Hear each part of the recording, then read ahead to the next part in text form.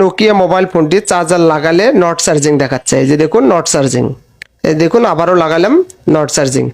তো এই সমস্যাটা হলে কিভাবে সলভ করব সেটা আমি দেখাচ্ছি আপনাদেরকে। সেটটাকে খুলে নেব আমি। এই যে দেখুন মাদারবোর্ডটা আমি খুলে নিচ্ছি।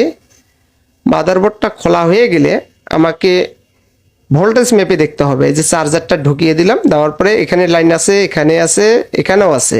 এই যে দেখুন এখানেও লাইন আছে। তাহলে প্রবলেমটা কোথায়? এই যে এখান থেকে প্রবলেমটা, এই যে এখানে, এই যে এখান থেকে, তার মানে এখানে লাইন নাই। আমি আবারও দেখাচ্ছি আপনাদেরকে। এই যে ব্যাটারি কানেক্টরের মাঝের লাইনটার থেকে এই পাশে লাইন আছে, কিন্তু এই পাশে লাইন নেই। এই যে এখানে লাইন নেই, এই যে দেখতেছেন। আমি আবারও দেখাচ্ছি, এই পাশে লাইন আছে কিন্তু এই পাশে লাইন নেই।